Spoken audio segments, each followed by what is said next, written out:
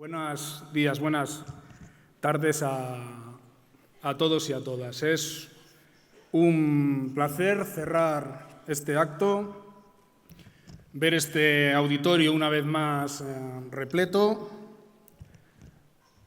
poder poner en valor algo que en la sociedad española cuesta un triunfo que trascienda de las paredes de las empresas, de los locales del sindicato, que es el valor de la acción sindical. Y es una forma excelente de hacerlo, contar con la compañía de las organizaciones que ya se han citado en el inicio, organizaciones próximas a las comisiones obreras con las que tenemos relaciones permanentes. Es un placer contar con compañeros con una dilatada y con una brillante trayectoria sindical, expresados como nadie en dos secretarios generales como Ignacio Fernández Toso y Antonio Gutiérrez. El sindicato se hizo, en efecto, en la disputa por las libertades, por la democracia, en la lucha por la libertad sindical, y se hizo también a lo largo de la democracia, adaptándolo a un país que cambiaba de una forma enorme en las últimas décadas y donde el sindicato, de la mano de estos compañeros, ha sabido adaptarse y nos plantea los retos de continuar adaptando nuestra organización al futuro. Y compañeros, compañeras como Salce, Julián o Nicolás, ¿qué voy a decir a estas alturas de la vida, ¿no? Agradecer también a la Comisión Ejecutiva Confederal, que me acompaña en el trabajo cotidiano de tratar de llevar adelante este proyecto en una coyuntura que trataré de explicar en los próximos minutos. Y donde falta hoy una compañera, Mercedes González, que no ha podido venir porque está enferma.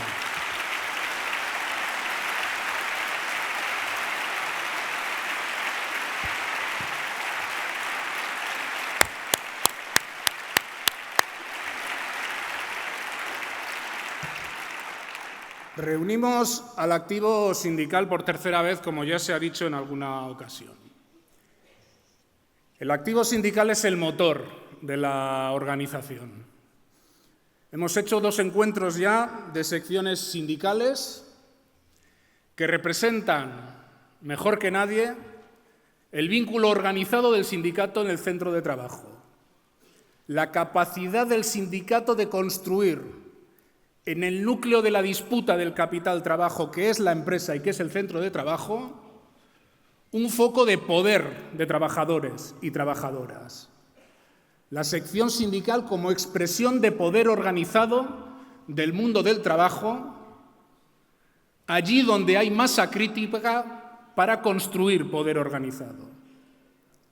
Pero hemos querido dar también una dimensión a este acto, con la presencia de compañeras y compañeros de los equipos de extensión, que también son activo del sindicato, porque allí donde el sindicato no puede reproducirse autónomamente en la empresa, necesitamos que el sindicato vaya a la empresa, al centro de trabajo, a organizar esos mundos de pequeñas y medianas empresas, a organizar esos mundos de precariedades múltiples que analizábamos en nuestro congreso, para que también entiendan de forma cotidiana la utilidad de una organización sindical.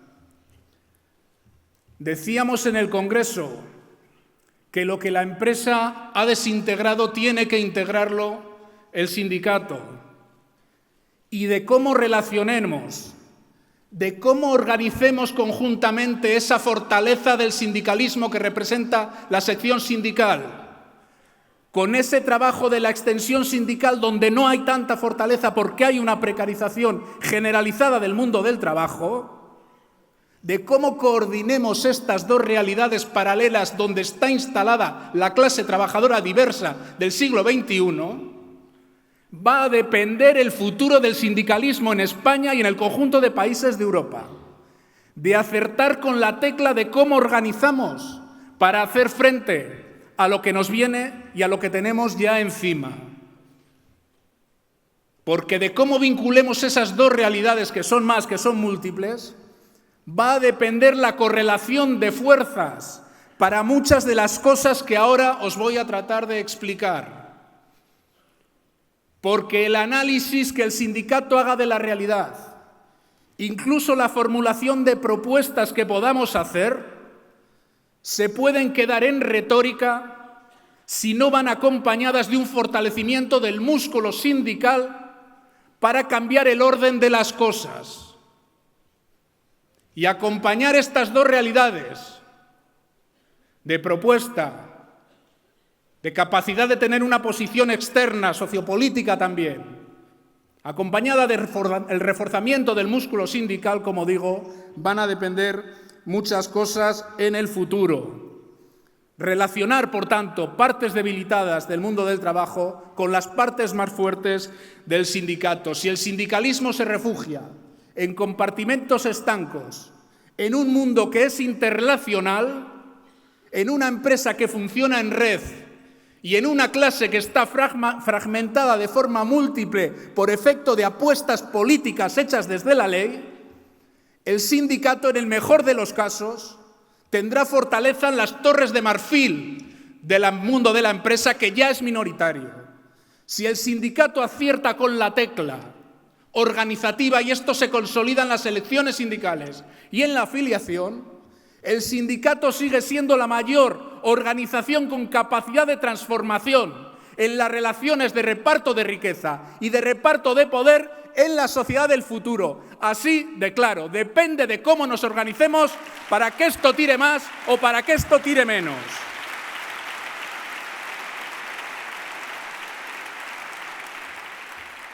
Por tanto, es muy importante que se entienda que esto del desarrollo organizativo, a lo que hacía referencia Fernando, con toda la complejidad que tiene una organización tan porosa, tan grande, tan multifacética también como las comisiones obreras, esto no es una cuestión interna del sindicato.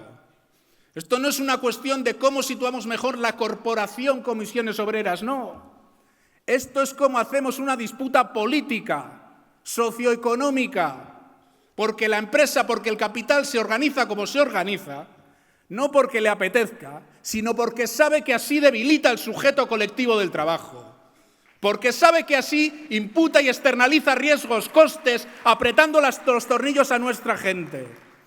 Porque estas intervenciones de los compañeros y las compañeras, muchas de ellas, tienen que ver con ese proceso de fragmentación, de deconstrucción de la empresa, que es lo que está precarizando el mundo del trabajo y que es lo que está haciendo que mucha de la gente más debilitada no acabe de entender la utilidad de estar organizado. Y aquí hay ejemplos que demuestran que estar organizado no solo es útil, sino que es la única forma de hacer frente a los retos de la globalización y a los retos de la fragmentación de la empresa. No es un debate interno, no es un debate retórico, es un debate político, porque política es la apuesta de la reforma laboral, política es la apuesta de cómo externalizan las empresas, y político es el modelo de negociación colectiva y de corporativización del sindicalismo al que van a intentarnos llevar desde babor y a veces desde estribor. Asumamos desde esta perspectiva el debate o nos estaremos equivocando. Para hacer frente a un momento terriblemente complejo y donde tenemos que despejar algunas incógnitas. Hacía referencia... ¿Me pasáis la botella, por favor? Hacía referencia, Fernando, a algunos de los elementos de coyuntura. Tenemos que resolver... Hicimos, yo creo, una reflexión muy importante en el Consejo Confederal de antes de ayer, aprobando un informe que, bueno, venía a definir algunas de las cosas que os quiero comentar por unanimidad. Estamos en un momento en el que tenemos que ser conscientes de que hay una clarísima disputa en juego. Por decirla de forma muy sintética, y luego me extiendo en algunas cosas. Llevamos 4 años creciendo en términos macroeconómicos.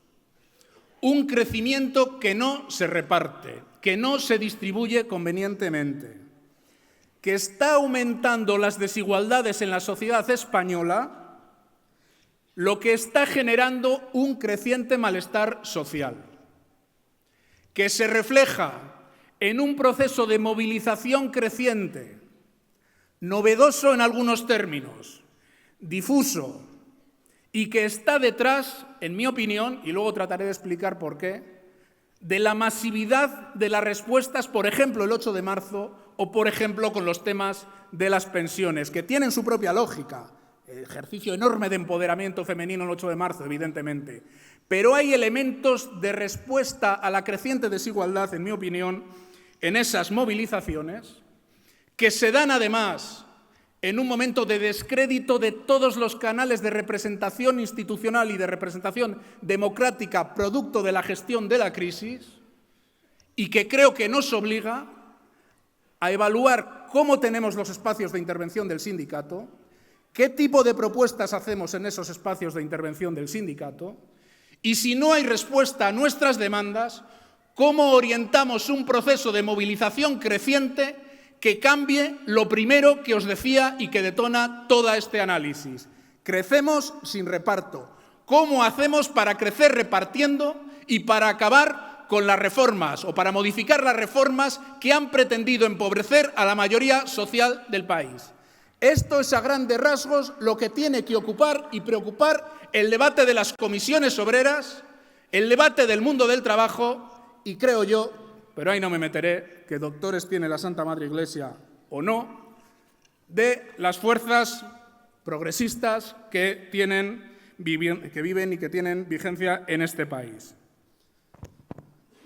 No hace falta dar muchos datos para entender de qué va esto del crecimiento sin reparto. Mirad, desde el año 2014, porque conviene contextualizar bien las cosas y situarlas en datos, porque si no las cosas se quedan a veces en la literatura. La subida media del Producto Interior Bruto en España, desde el año 2014, es del 2,8. El país lleva prácticamente 4 años creciendo de una forma sostenida. Creo que no sostenible, pero sostenida. España produce ya más bienes y servicios que producía antes de la crisis, desde el año pasado. Desde el año pasado produce este país más bienes y servicios de los que producía antes de la crisis. El empleo ha crecido más del 2% cada uno de los años. Luego hablaremos de qué tipo de empleo. Pero el 2,3% de crecimiento de empleo. En el año 2017, los beneficios empresariales van a crecer más del 5%. Pero es que el reparto de dividendos en las empresas va a crecer más del 12%. Compañeros y compañeras, las empresas ganan 36.000 millones más que antes de la crisis. Esto se ha superado en términos macroeconómicos, pero no se ha superado en términos de equidad y de justicia social. Los salarios en términos reales siguen perdiendo poder de compra, 7,5 puntos a lo largo de la crisis. Pero es que los salarios más bajos triplican esa pérdida de salario real. Es que el ajuste se ha centrado en la gente que peor está en el mundo del trabajo. Es que el ajuste salarial se ha centrado en las partes más debilitadas del mundo del trabajo, que no es ninguna casualidad que coincidan con muchos de los, entre comillas, colectivos que están más mosqueados y sobre todo más mosqueadas ante la situación del país. Porque son las mujeres, sobre todo ligado a la contratación a tiempo parcial. Claro que es la gente joven que se incorpora al mundo del trabajo. Y son las personas que, habiendo perdido el empleo en la crisis, lo han vuelto a recuperar en unas condiciones de media mucho, mucho peores a las que tuvieron. Y esto provoca una frustración enorme que va a acabar conllevando, claro que va a acabar conllevando, un proceso de conflictividad social creciente. Se ha hablado aquí y no me voy a extender. En un país que crece así, en un país que tiene los datos que tiene, es una vergüenza que se revalorice el 0,25% las pensiones. Y es una vergüenza que ante la voz de la calle, un gobierno, en vez de coger el toro por los cuernos, se dedique a hacer política presupuestaria ficción para meter algunos millones de euros tratando de desactivar el movimiento de respuesta a sus recortes y tratando de tomar el pelo a las personas pensionistas y, sobre todo, a lo que hay detrás de las movilizaciones, que, como decía la compañera, no es solo ni principalmente la revalorización, es el futuro, es saber si vamos a tener un marco de pensiones públicas y suficientes en España. Y nosotros decimos que sí, y lo vamos a decir donde haga falta, en las mesas de negociación y en la calle. Lo vamos a seguir diciendo en la calle.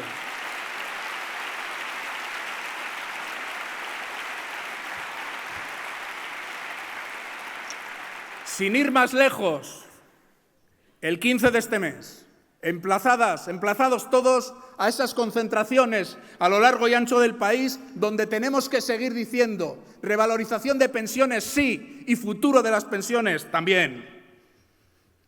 Es en este país que dicen que es la economía otra vez en la que se fija el mundo mundial, donde los presupuestos generales del Estado, de esa política ficción del Gobierno, porque ya veremos si hay presupuestos o no, siguen incrementándose menos que el crecimiento de la economía.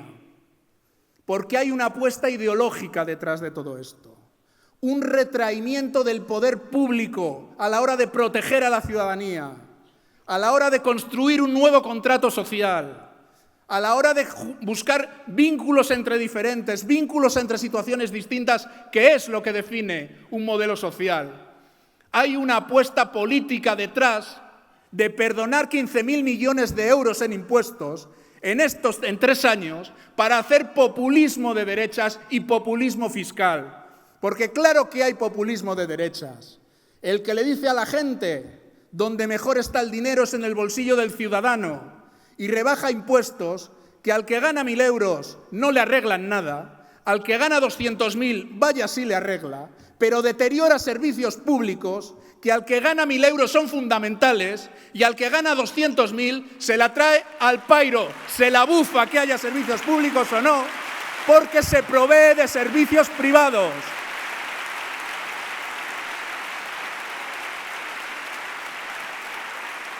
Y eso es ideología en estado puro. Cuando dicen que las manifestaciones son políticas o no son ideológicas, pues claro que son ideológicas, como fueron ideológicas las reformas, porque no se ha pegado una puntada sin hilo en esta crisis. ¿Por qué estamos creciendo sin repartir? ¿Producto del cambio climático? ¿Producto de los alisios? No.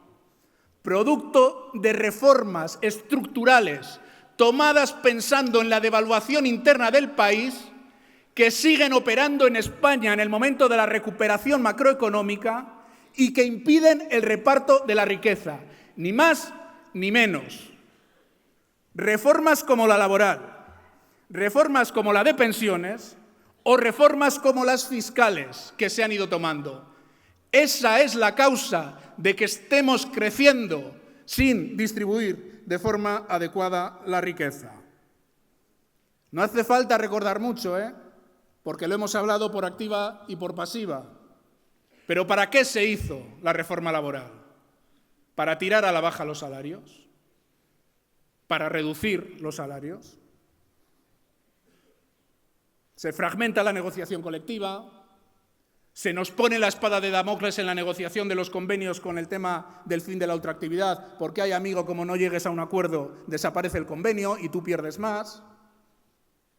Se le dio al empresario o a la empresaria la capacidad casi unilateral, no solo de despedir, que ya la tenía, y se decía, no, para que despida menos, que tenga la capacidad de modificar las condiciones de trabajo y así, pues no despide.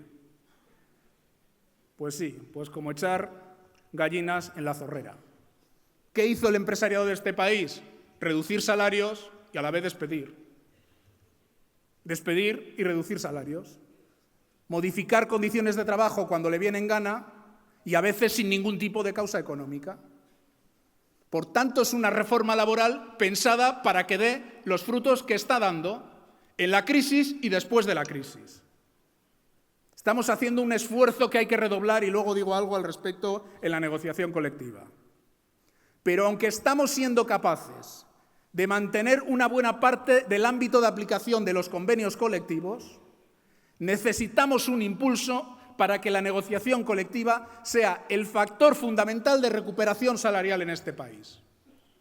De todos los salarios, y particularmente de los salarios más bajos, donde hemos tratado a través de la subida del salario mínimo interprofesional de pegar un arreón al alza a los salarios más bajos. Pero la segunda fase, la fase decisiva, viene en la negociación de todos y cada uno de los convenios colectivos sectoriales y de empresa que existen en este país. La reforma de las pensiones, claro que nada de lo que está ocurriendo es casual. La reforma de las pensiones del año 2013 tiene un interés absolutamente nítido y que conviene situarlo en preguntas claras para que las entienda la gente. El sistema público de pensiones en España va a seguir existiendo, indiscutiblemente va a seguir existiendo. El problema es qué calidad tienen las futuras pensiones. Y España tiene que responder a una pregunta. ¿Qué parte del Producto Interior Bruto en cada momento, qué parte de la riqueza que creamos la queremos dedicar a pensiones públicas? No hay ninguna maldición económica ni demográfica que diga que el sistema en España no es viable. Es perfectamente viable. Ahora, hay que destinar en las próximas décadas 3, 4, 5, 4 puntos más de PIB a pagar las pensiones. Y el Gobierno no quiere. Y la reforma del año 2013, en el proceso de chantaje para el rescate financiero de España, impuso que en vez de subir el gasto en pensiones en las próximas 3 décadas, se redujera la pensión media. Porque como ya sabíamos que iba a haber más pensionistas, que seguramente van a cobrar pensiones más altas y que seguramente van a vivir más tiempo, pues ese incremento de gasto no se quería dar. Y por tanto se reducen las pensiones futuras a través de una serie de reformas que pretenden, a través de la revalorización y de la formulación del factor de sostenibilidad que vincula la esperanza de vida a la pensión primera, se pretenden así reducir las futuras pensiones. Pero la ecuación de verdad es esa: qué parte de la renta nos queremos gastar en pensiones y a partir de ahí decidir en cada momento cómo las financiamos. Con cotizaciones sociales y con otros ingresos provenientes de los presupuestos generales del Estado, de las reformas fiscales que tengan que venir. Que no nos lleven a un debate de maldiciones bíblicas. Que no nos lleven a un debate en el que por cargar en exceso esta sensación de que no tienen futuro las pensiones, a veces también desde babor y desde estribor, acabe calando esto de la profecía autocumplida, acabe calando en la gente, en efecto, la idea de que, mira, mejor nos buscamos la vida individualmente porque no va a haber sistema público de pensiones. Primero, porque es inviable que cada uno, con 1.000 euros en este mundo, con 800 euros, no te buscas un plan alternativo de pensiones. Pero es que la segunda fase de ese razonamiento va a ser, bueno, salvo que las cotizaciones sociales, en vez de pagarlas la empresa, ya me planifico yo. Porque el neoliberalismo no descansa cuando piensa cómo hace las cosas. Y el gran convenio colectivo de un país, que es su sistema público de pensiones, corre riesgo solo si cala la idea de que no es viable. Porque ningún gobierno, con 2 dedos de frente porque se estampanan las próximas elecciones, se atreve a meterle un tajo en profundidad a las pensiones. Pero toman medidas para que paulatinamente cale el gota a gota, la gota malaya, de que no habrá futuro y ya tiene la mitad del trabajo hecho. Por tanto, movilización sí, fundamental, pero propuesta también y pedagogía con nuestra gente también. Porque va a haber mucho canto de sirena que en el fondo puede acabar incidiendo en lo mismo, en que cale la idea de que esto no tiene recorrido, y vaya si lo tiene. La fiscalidad, claro que se puede tocar la fiscalidad en este país, para empezar no haciendo regalos fiscales, ya he dicho, 12.000 millones en 2 años, más 2.000 que vendrían en los presupuestos generales si se aprobaran, prácticamente 15.000 millones de regalo fiscal. Claro que se puede mejorar la recaudación fiscal en España y no hace falta políticas revolucionarias en ese sentido.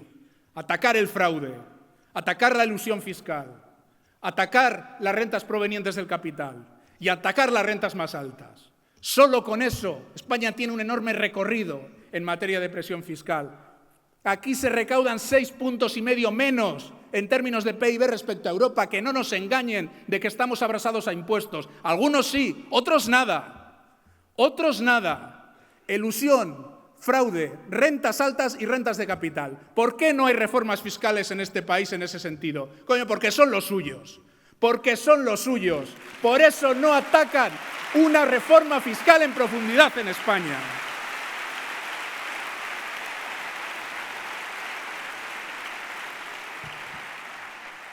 Y hablaba de malestar social creciente. Y hablaba de dos elementos, sobre todo uno que es ya un icono en la historia de este país. La respuesta social el 8 de marzo del año 2018. Esto ya queda grabado en la historia de las movilizaciones en España. Es un éxito del feminismo. Y vamos a oír de discusiones estériles sobre si el sindicato, el feminismo, el sindicato. Mirad, el sindicato forma parte del movimiento feminista desde los albores de la recuperación de las libertades democráticas en España. Y no solo forma parte del movimiento feminista. Los datos de afiliación del primer trimestre dicen que Comisiones Obreras tiene afiliadas 406.000 mujeres y es el colectivo, entre comillas, que más ha incrementado su afiliación. No es que formemos parte del movimiento feminista, es que somos la organización feminista más grande de España.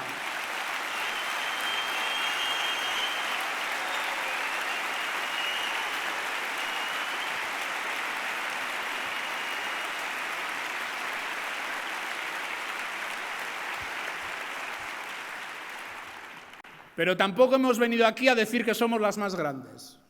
Hemos venido aquí a analizar y a leer las cosas que se están moviendo en la sociedad española. Porque es verdad que fue una gran movilización, donde el movimiento feminista jugó un papel muy relevante, donde el sindicato creo que actuó correctamente, le dimos una dimensión laboral a una movilización que no era solo laboral, pero que tenía que ser laboral. Porque en función de cómo tienes autonomía económica y con autonomía laboral, eres más dependiente o menos en todos los órdenes de la vida. Y gran parte de la discriminación histórica de las mujeres en este país ha venido de que no han tenido un acceso normalizado al empleo y siguen estando en condiciones de discriminación en algunos casos y de desigualdad en muchos casos. Por tanto, vaya si es importante la cuestión laboral para entender la diferencia de género. Las mujeres con autonomía pegan un portazo y dicen, te va a aguantar quien yo te diga. Y esto es un avance que tiene que profundizarse en España. Esto es un avance que tiene que profundizarse en España, pero leímos bien que el tema no era solo laboral. El tema era social. Había una sensación de malestar larvada en las mujeres de este país, o en muchas mujeres, y en una parte no menor de la sociedad española, porque claro que las movilizaciones fueron mixtas. Claro que había también muchos hombres y muchísimas personas jóvenes en las movilizaciones. Hay un malestar soterrado que apareció de una manera clarísima ahí. Tenemos que interpretar bien lo que ha pasado. En la acción sindical, en primer momento, en la acción sindical, todo lo que tenga que ver con los planes de igualdad o con todo lo que tenga que ver con evitar desigualdades en el mundo del trabajo, no solo con las mujeres, sino con todos los espacios que están en situación de discriminación o de desigualdad en el mundo del trabajo. Hay que leer bien esto a la hora de armar la negociación colectiva y hay que leer bien esto a la hora de dar recorrido a ese proceso de empoderamiento de mujeres en las candidaturas de las elecciones sindicales. Y aquí se ha dicho, hay que dar un salto adelante. El 44% de nuestra afiliación es femenina, pero tenemos que dar un salto adelante en las elecciones sindicales y en las responsabilidades también en el ámbito de las secciones sindicales. Y está la movilización de los pensionistas. Una movilización que el sindicato lleva protagonizando, seguro desde antes, pero casi se me ha borrado ya. No, lo que iba a decir, perdonad, compañeros de Euskadi, iba a decir, se me ha borrado casi el... No se me ha borrado nada. Pero la movilización desde que salimos del Congreso en materia de pensiones ha sido constante en el sindicato. Es verdad que después de llegar la revalorización del 0,25 ha habido un borbotón de movilización de gente en la calle. Y es verdad que es una movilización muy potente, muy interesante y que, como aquí se decía, ha puesto otra vez el tema en el candelero. Pero es una movilización que en algunos momentos ha tenido también pinta de quererse corporativizar y de decir de las pensiones hablan las y los pensionistas. Y esto hay que decirlo sin ningún complejo y con todo el cariño a todas las asociaciones y coordinadoras. Eso es un disparate. Eso es un disparate.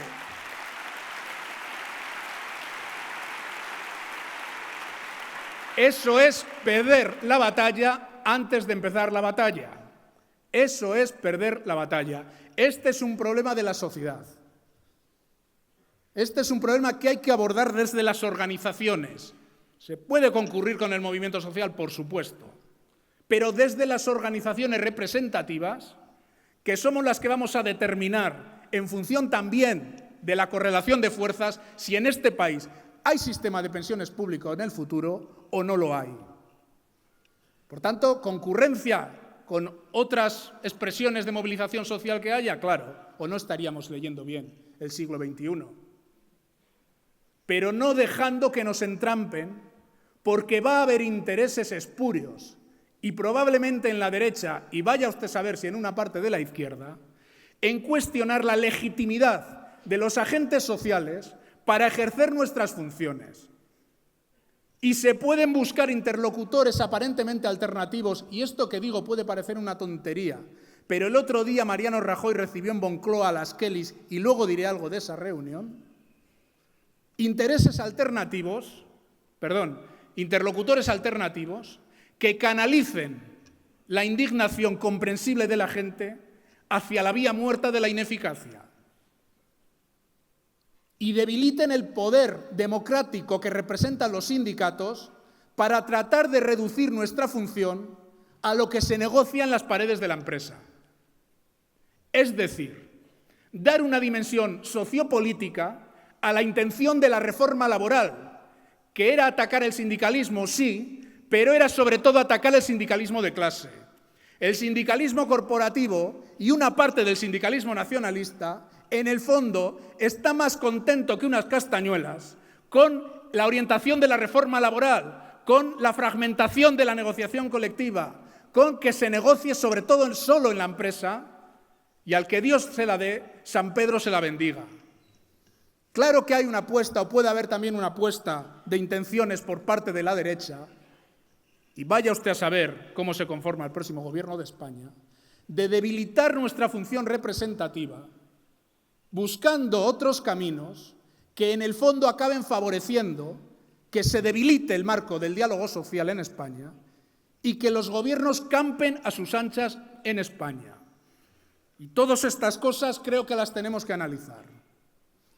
Las tenemos que analizar y paso a otra fase, viendo si la reivindicación de nuestras herramientas sindicales en este momento tienen perímetro suficiente o hay que ampliarle el perímetro. Y hay dos herramientas fundamentales de actuación sindical. La negociación colectiva es una. Es la determinante, es la dorsal. El sindicato se legitima y organiza, sobre todo en torno a la capacidad de generar normas colectivas. Y el convenio colectivo es la expresión más clara de esto. Hay más, pero el convenio colectivo es la expresión más clara de esto. Tenemos, compañeras y compañeros, que tensionar la negociación colectiva. Tenemos que tensionar la negociación colectiva. No quiero decir con tensionar que empecemos a convocar huelgas como si no hubiera mañana.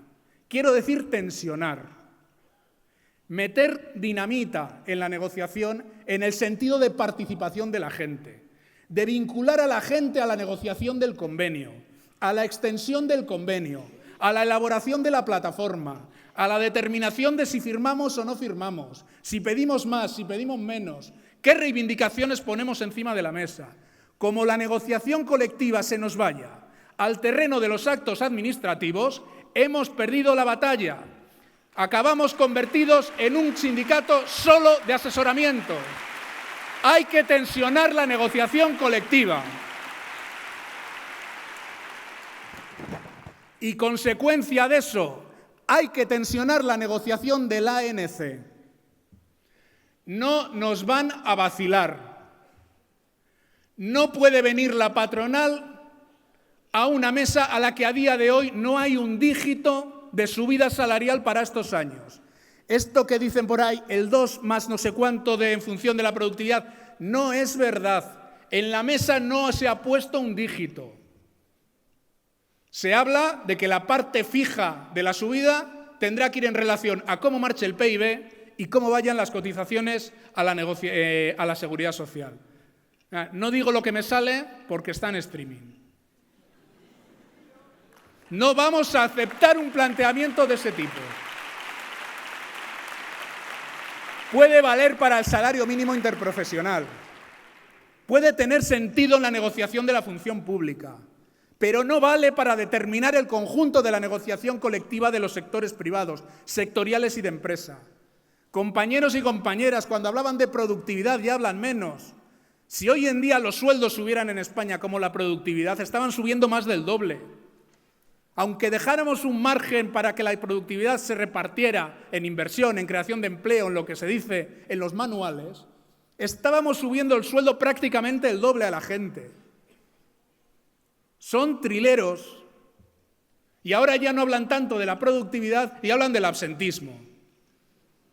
Y mañana del ranking UEFA, el que en cada momento les sirva para negar lo que es evidente, que este país necesita subir los salarios.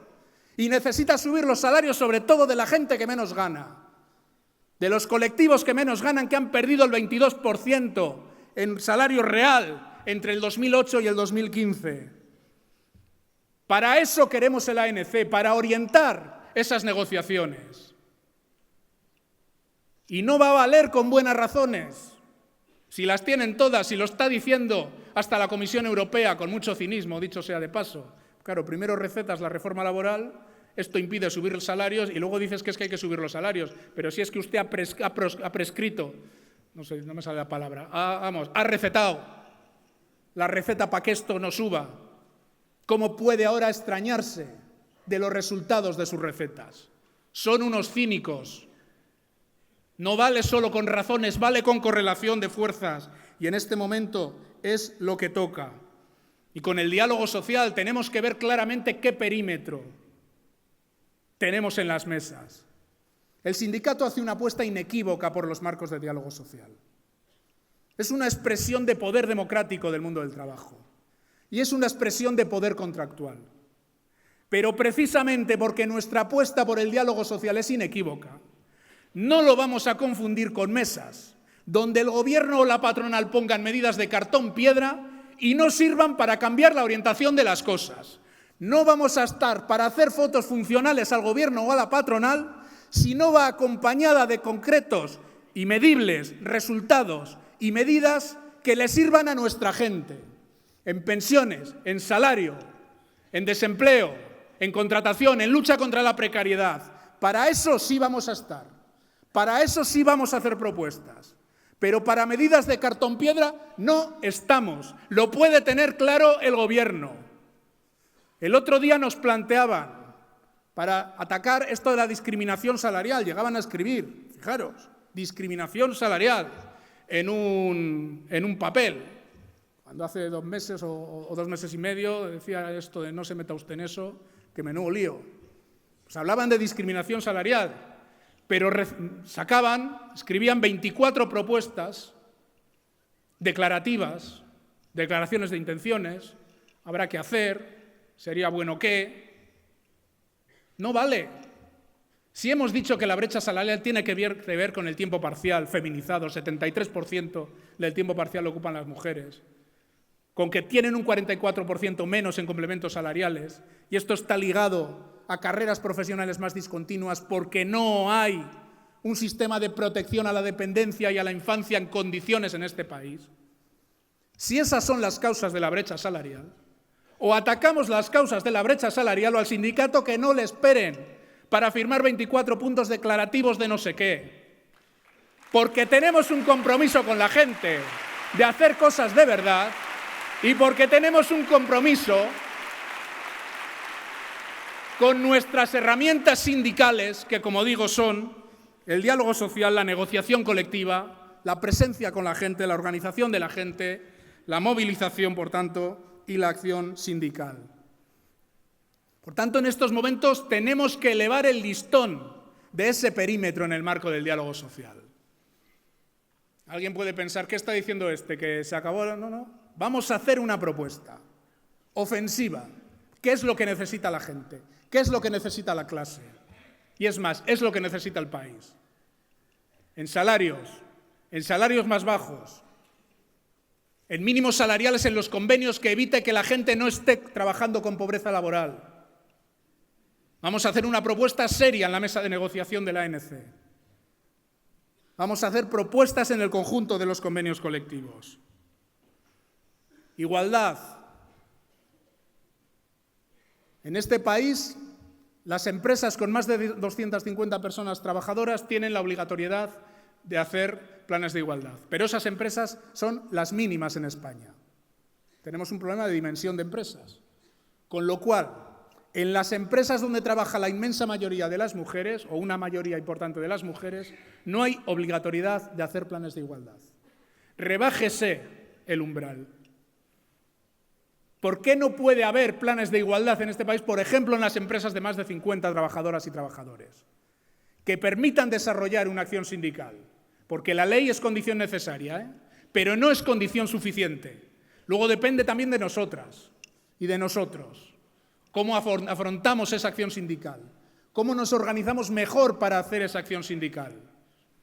Pero queremos extender los planes de igualdad. No puede ser, en materia de igualdad, que el 73% de la contratación a tiempo parcial afecte a mujeres cuando no quieren ese tipo de contratación, sino que son imposiciones de la empresa, muchas veces para luego alargar las jornadas en B, muchas veces para disponer de los horarios como les da la gana, para avisarte la noche anterior por WhatsApp de a qué hora entras y a qué hora sales. Ahí es donde tiene que estar, donde va a estar el sindicato haciendo propuestas. Y como aquí se decía, donde va a estar a las 6 de la mañana en las empresas, porque solo estamos nosotros para denunciar esas situaciones en las empresas. Precariedad y contratación. Otra vez estamos en el 27% de temporalidad en España y subiendo.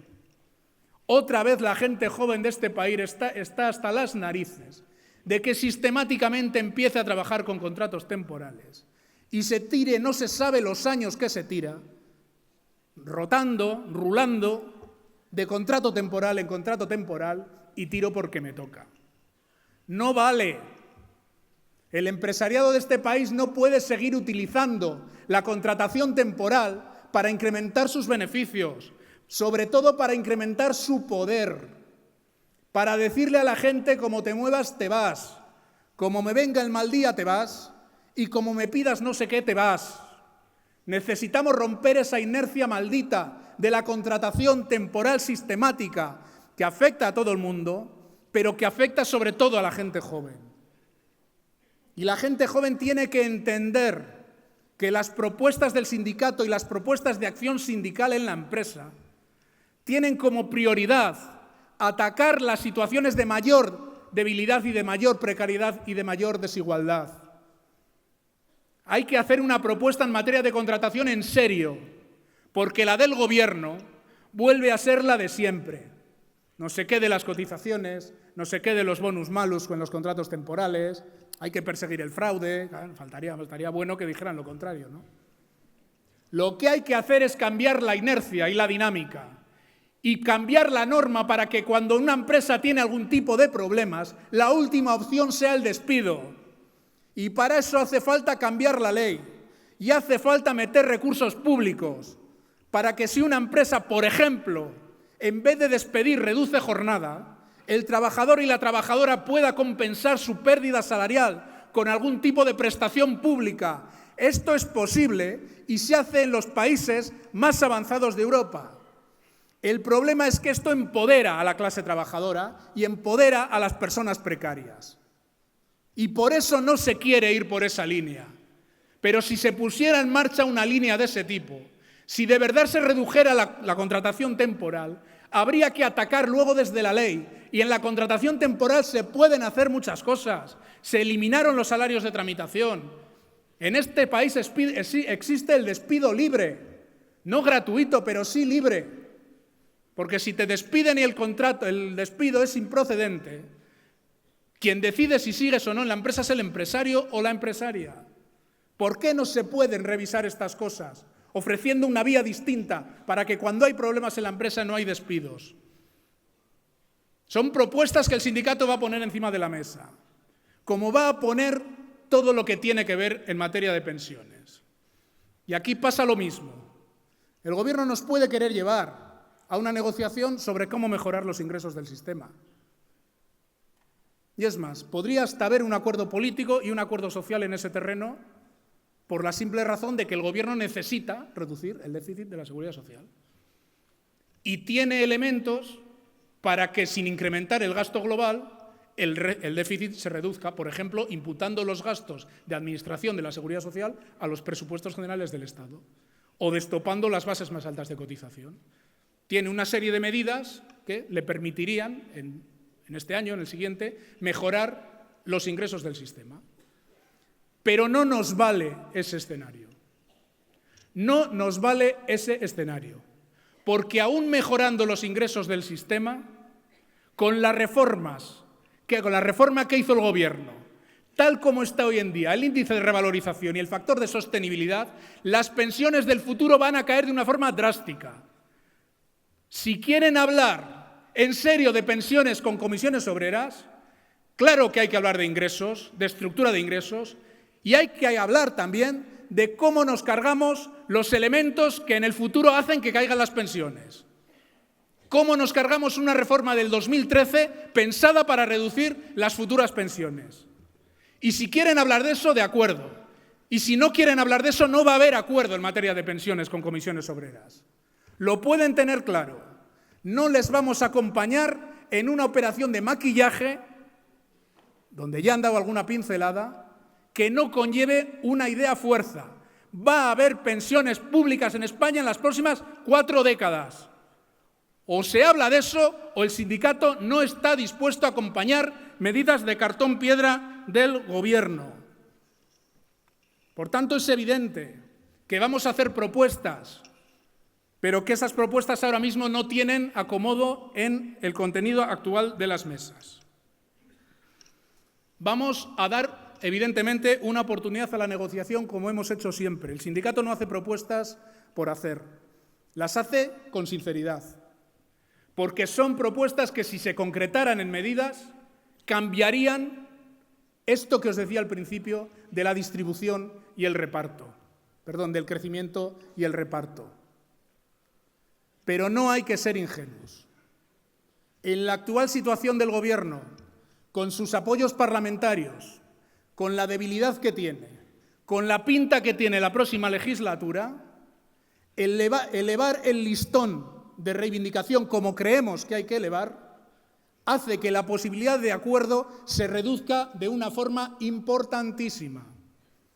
Y por tanto tenemos que acompañar desde ya la propuesta sindical de un itinerario de movilización sostenida en el tiempo, que tiene un primer hito, hoy era una puesta en escena, tiene un primer hito en el día 15 que he hecho referencia, que tiene que tener un 1 de mayo reivindicativo y que tiene que lanzar un mensaje clarísimo al Gobierno y a la patronal: o hay reparto o hay conflicto, que tiene que tener una continuidad a lo largo del mes de mayo, tensionando la negociación colectiva, o hacemos un esfuerzo por tensionar la negociación de los convenios, o sienten el aliento del trabajo, del mundo del trabajo en el cogote, o sienten cercadas las patronales pidiendo la renovación de los convenios con mejoras salariales y con mejoras de derechos, o no van a dar rienda o no van a soltar ni en el ANC ni en los convenios más de lo que están poniendo ahora mismo encima de las mesas.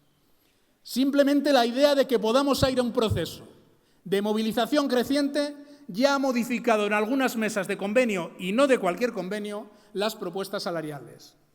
Pues por ahí hay que seguir, tensionando los convenios a lo largo del mes de mayo, de forma coordinada entre todas las estructuras federales y territoriales, para hacer concentraciones, para hacer manifestaciones, para hacer paros, para hacer lo que determinemos colectivamente que hacemos y, como digo, que sientan el aliento en el cogote de que esto va en serio. Y llegará el mes de junio y haremos evaluación de cómo hayan ido saliendo los distintos escenarios de movilización. Creo que hay que ir a una demostración de músculo sindical. Creo que hay que medir bien los pasos que vamos dando. Creo que hay que medir cómo calan nuestras propuestas en la gente a la que representamos, en primera instancia, y al conjunto de la sociedad en segunda instancia. Hay elementos que juegan a favor de obra en este momento. El discurso de la injusticia en la salida de la crisis, el discurso de que se crece pero no se reparte, el discurso de que se crece pero siempre para los mismos, aderezado por capítulos tan lamentables como el tan traído máster, hecho o no hecho, cuando la gente se está dejando los cuernos y la vida para poder estudiar todavía en este país muchas veces.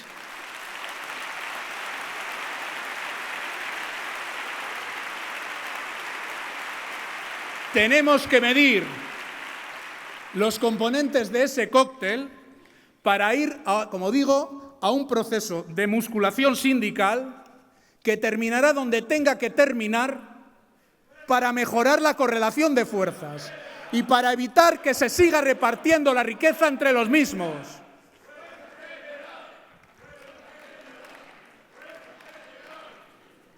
Compañeros y compañeras, de esto tiene que hablar el Gobierno y de esto tiene que hablar las organizaciones empresariales con Comisiones Obreras.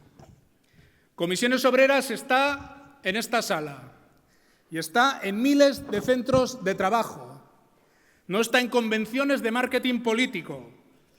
Comisiones Obreras está donde nos habéis puesto en cada momento, desde los pies en la viruta hasta los pies en la Moncloa, porque somos un sindicato de clase, que aspiramos a repartir la riqueza primaria en la empresa, en el salario y en el convenio, pero que aspiramos a influir también sobre las políticas de distribución en el país entero.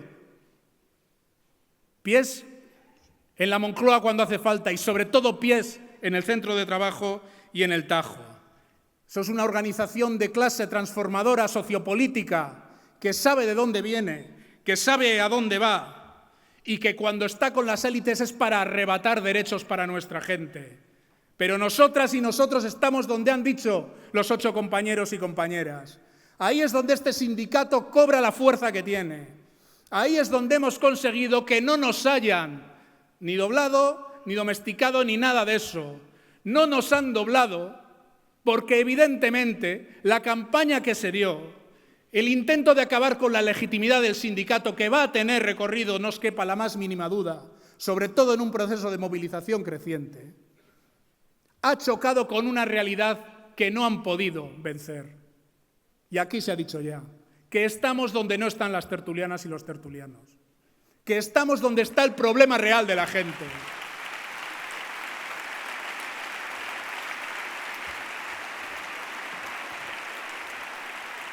Que estamos donde está el conflicto más genuino entre capital y trabajo, que es distinto que en otras épocas históricas, pero que es tan vigente como siempre. Ellos lo tienen claro y lo dijeron, hay una guerra de clases, pero lo va ganando la nuestra. No se trata tanto de hacer frases redondas, pero desde luego este sindicato sigue sabiendo cómo y dónde se disputa el conflicto de renta, de riqueza y de poder entre el capital y el trabajo. Y ahí solo están las comisiones obreras y el sindicalismo confederal. ¡Ánimo! ¡A por ellos! ¡Viva la clase trabajadora! ¡Viva las comisiones obreras!